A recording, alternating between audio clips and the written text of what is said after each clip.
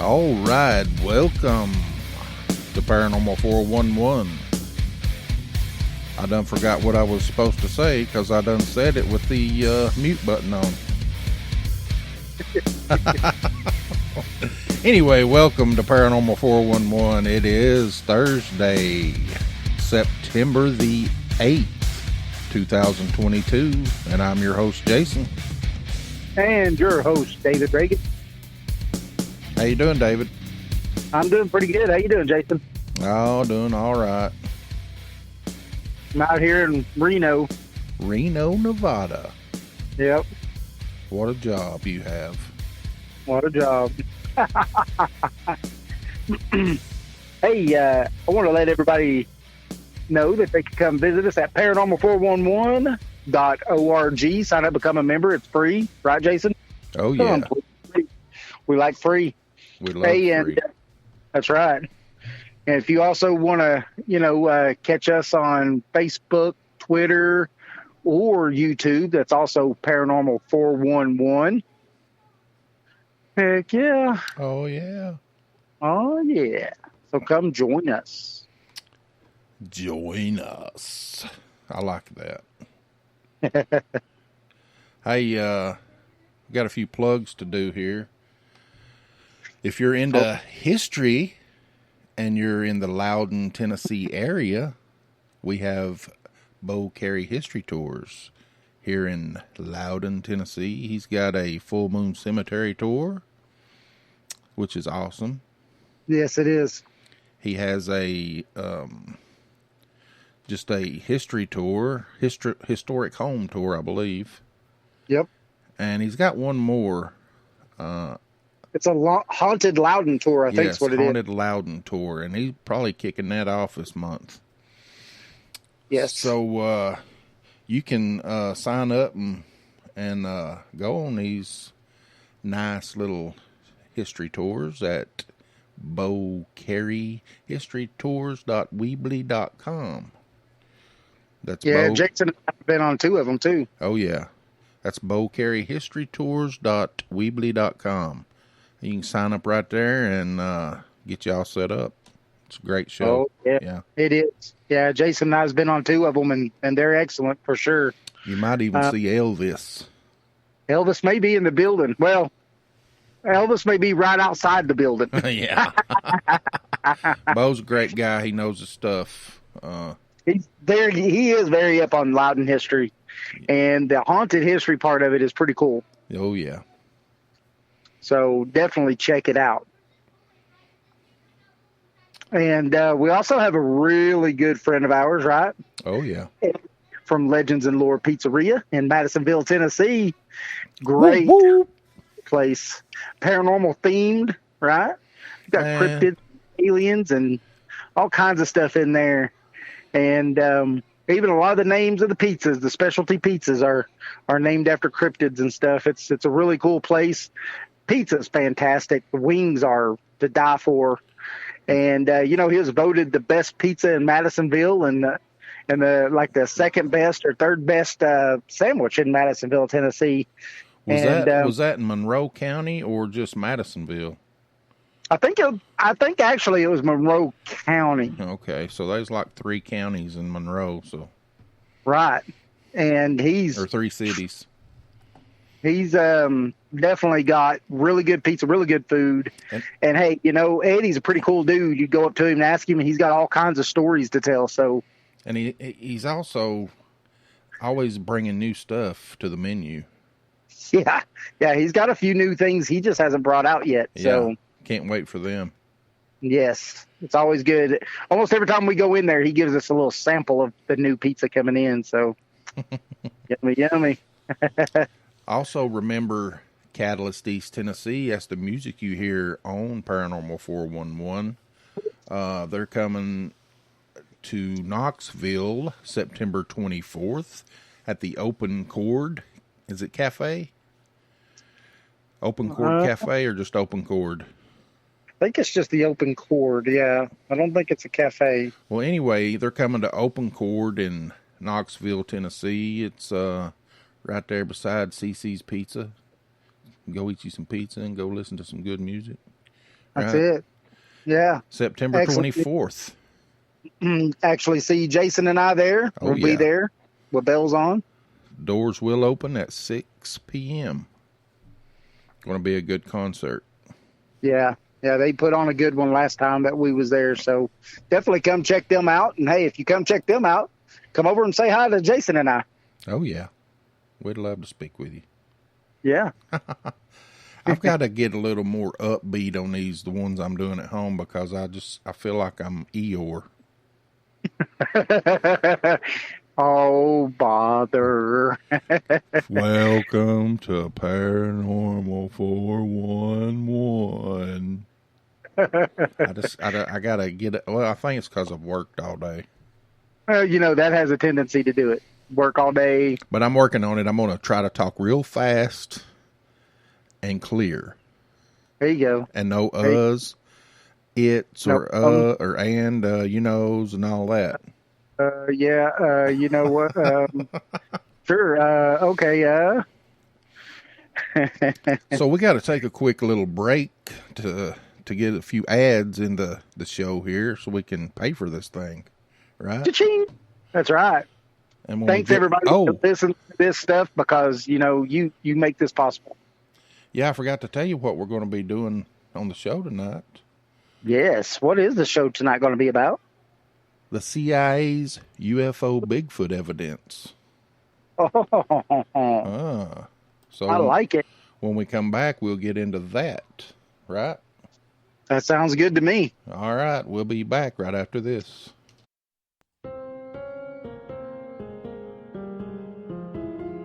Thanks for listening to the show. You can find us on Facebook and Twitter at Paranormal411. Join us on the website at paranormal411.org. It's free to sign up and become a member.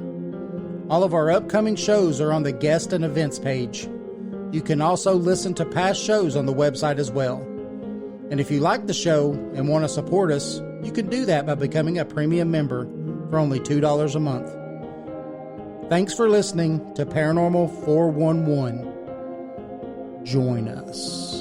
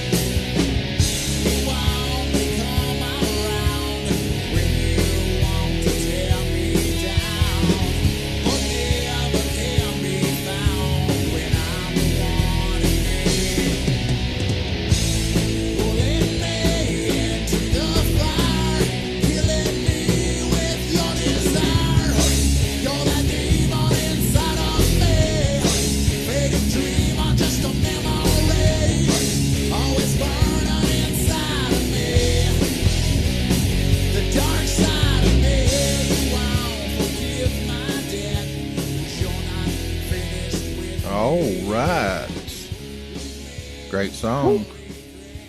Great The song. Dark Side by Catalyst. What do you think? Great song. I love that song. Yeah, it is a good song. Thanks, Catalyst, for allowing us to use your music again. Oh, yeah. So, like I said, we're going to be talking about the UFO, Bigfoot, CIA evidence. Huh? Mm-hmm. What do you think?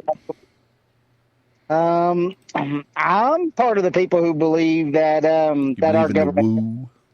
I believe in the woo, sure, yeah. I believe that the government knows about the aliens and Bigfoot and all that stuff. I really believe that they do. Yeah.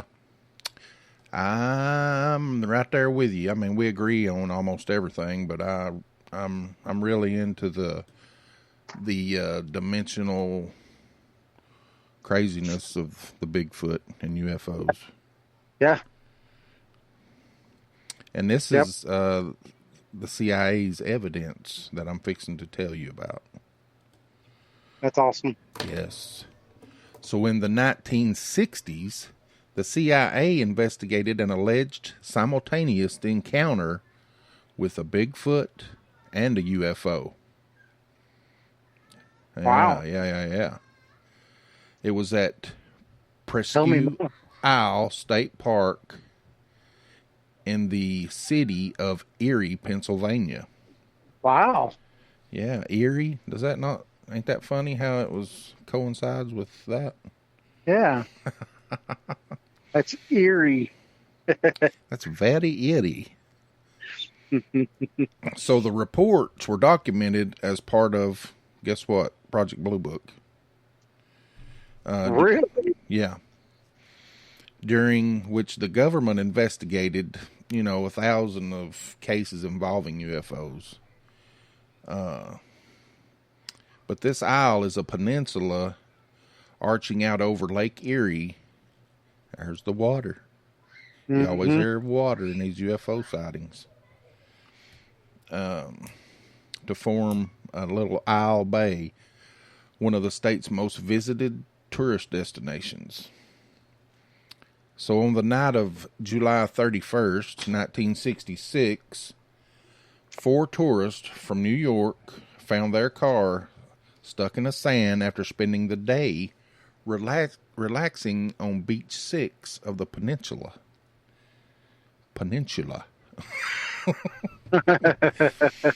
I'm trying. Peninsula. Yes, peninsula. One member of the group, Gerald LaBelle, was sent to call a tow truck while others remained in the car. Around 10 p.m., the police on patrol stopped to ask if they were all right. And after being informed that help was on the way, the officers said they would check back within the hour. When the police returned about 35 minutes later, the group said it witnessed something weird going on, pointing to a location in the sky above a wooded area. One of the group's members, Douglas Tibbetts, went to investigate along with 2 officers. 2 women in the group, Betty Clem and Anita Hafley, remained in the car while they waited for everyone to come back. So Tibbetts and the officer walked, says 300 yards up the beach before hearing the honking of the car's horn, and they ran back to see what happened. So the 2 girls was clearly shaken and said they witnessed a dull black shape, bigger than a man, big head and shoulders, arm-like appendages. No hands or no face was visible, as though it had, its back turned. It was like in front of their car, hunkered over into the bushes. And when she blew the horn, a scratching sound on the hood of the roof of the car was also reported. So, wow. Yeah. What do you think about that? Yeah, it is awesome. You know what the investigator said it was from Blue Book? What? A raccoon. That's a big raccoon. I've never seen a raccoon that big before. Despite the lady's very distinctive description of a bipedal humanoid figure, I know what you're asking. It's what about the UFO, right? How are we going to connect all this? Yeah. Well, they seen a UFO. It was described as an angular craft emitting red and orange lights before descending down to the beach, where it radiated a beam of white light that was tracking something in the woods. Hey, we've heard that before, right? Yes, we have. What do you make of that? What do you think it was doing? You think, I don't know. I mean, it's very possible that it was tracking the Bigfoot. Yeah.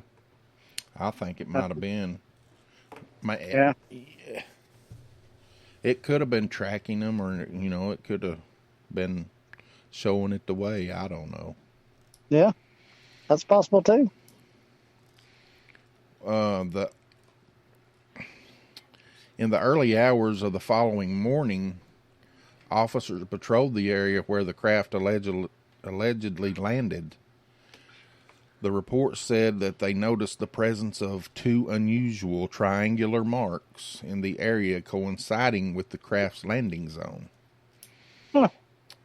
The officer writing the report said he didn't have a reasonable explanation, and described but he described the witnesses to be very credible. So an investigation of the case was eventually abandoned, remaining unsolved to this day. The Project Bluebook report dismisses the group's testimonies, and no definitive conclusion was made. But some decades later, a local television station aired a segment interviewing a man who said the UFO was a hot air balloon. A hot air balloon. Yeah. He ordered and built from an issue of Boy's Life magazine. But this man's claim implies that the homemade air balloon would have traveled in a straight line, precisely north for several miles, carried by the wind without straying off course. So that's probably out of the question. I would think so. That's usually not the way it works.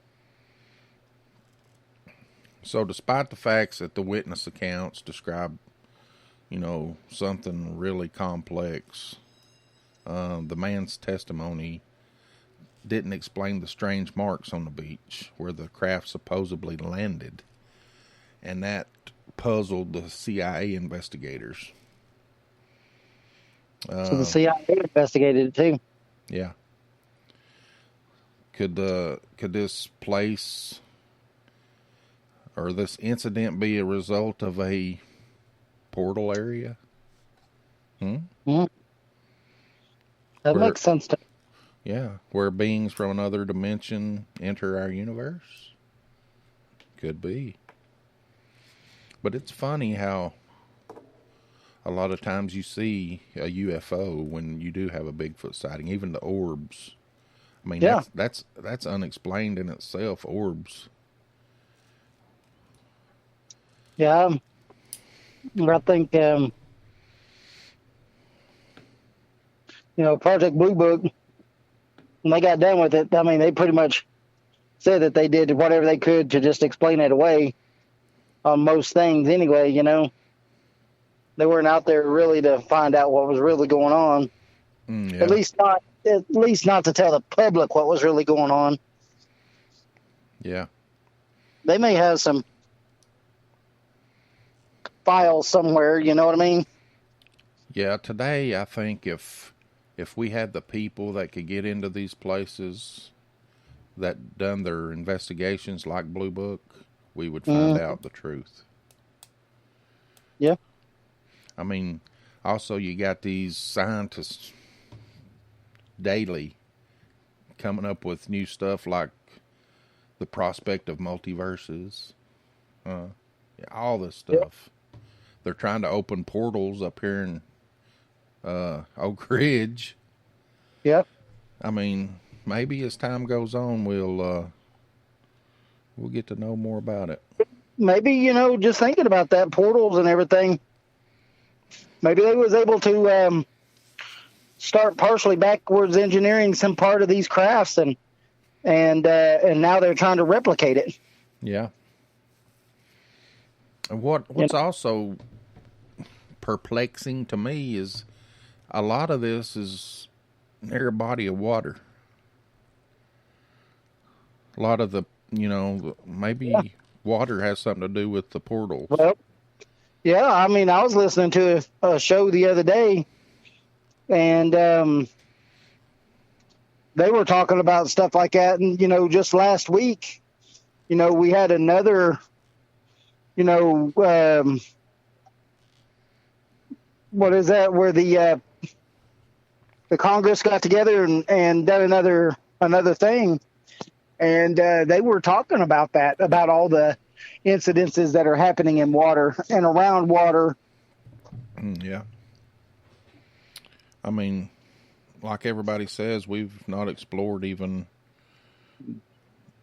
any of very little of the oceans. Do you know that the U.S. put a stop to that? I wonder why. During World War II, there was a project to map the ocean floors, and the U.S. government put a stop to it. To the ocean floors being mapped. Yeah. I think that they was already aware that there's these beings that live down there. That's pretty crazy. Yeah, because even Lou Elizondo says, they don't necessarily have to come from another dimension. They don't necessarily have to come from another planet. Says they could have been living here for a very long time under the oceans. Yeah. And that's why we see them coming in and out of the oceans all the time. That's crazy. He was the man. He was the man that would know. Did you know NASA's testing sound principle in physics called the Mach effect?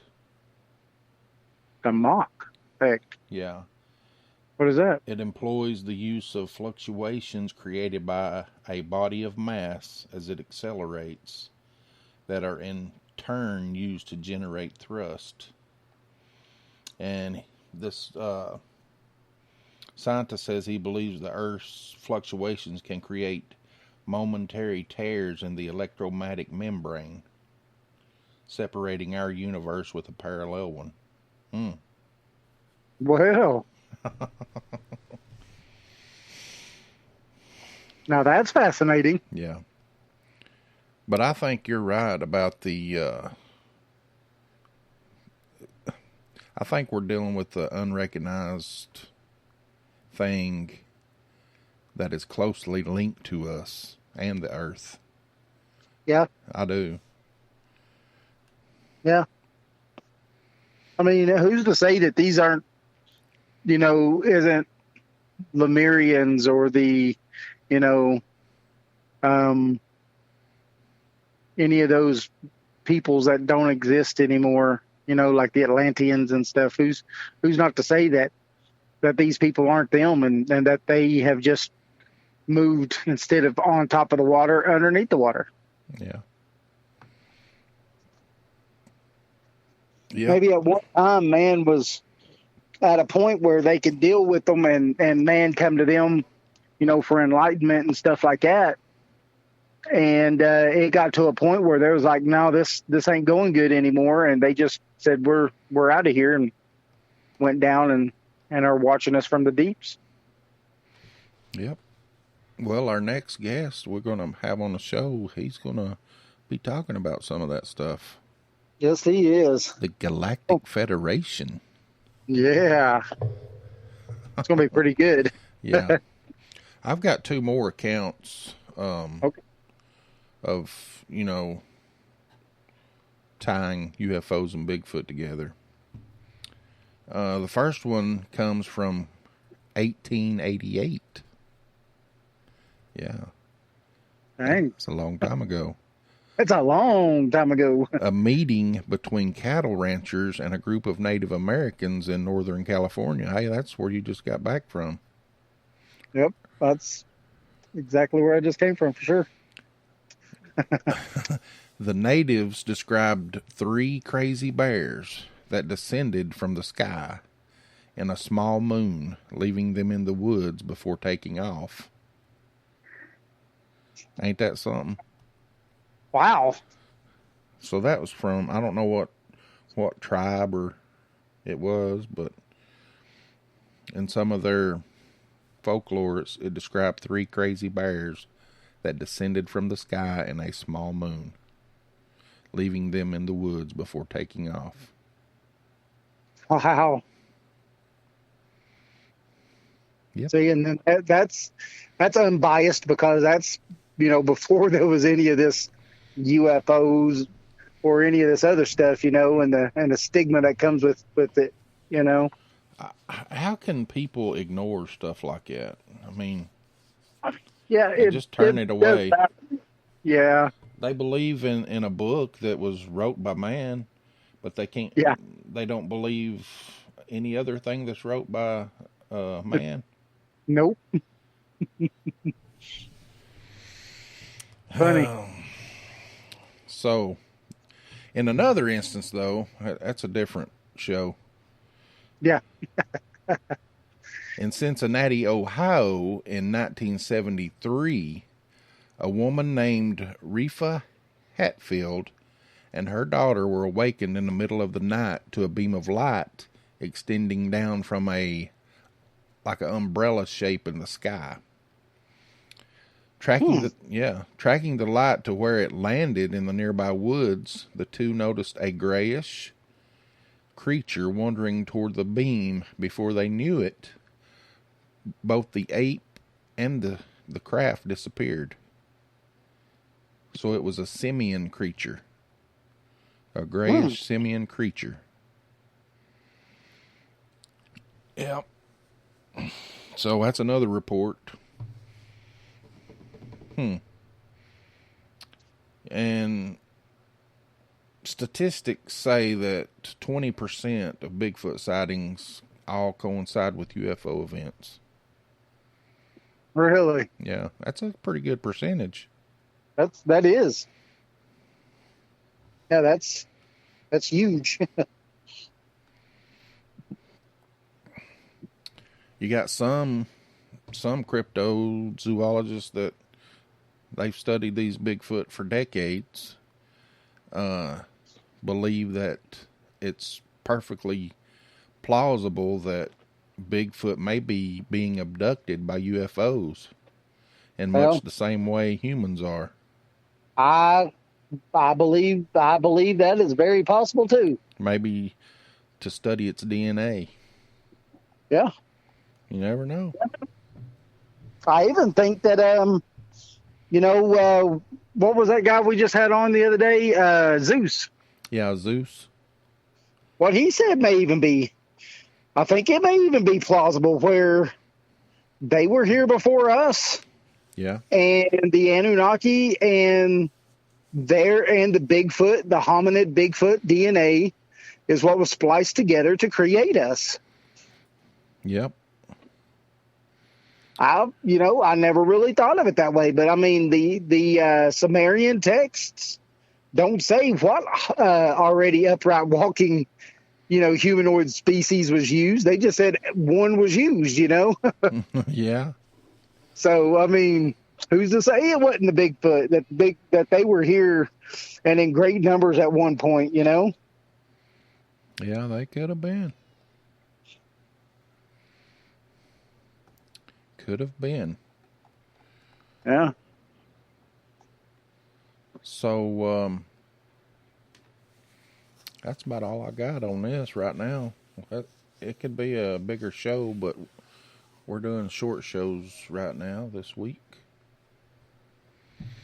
Yeah.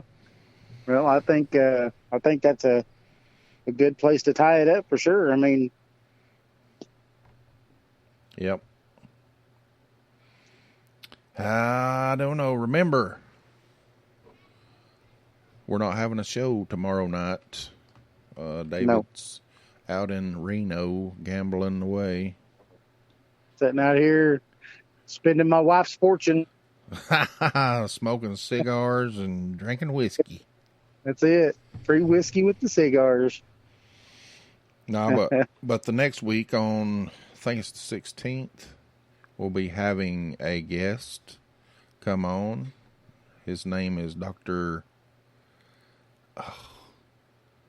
What was his first name? Dr. Macklin. Yeah. So he'll be on talking about UFOs, and well, he's pretty fluent in everything. Yeah, he can remote view. I mean, he can do quite a few things. So it's definitely going to be a good show.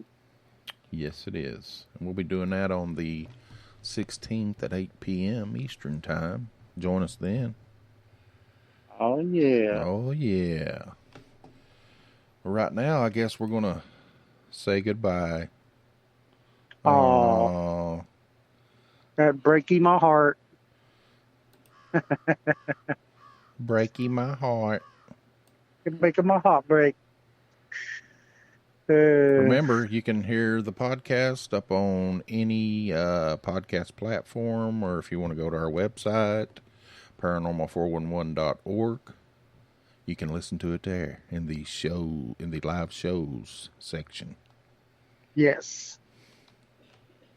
What do you think?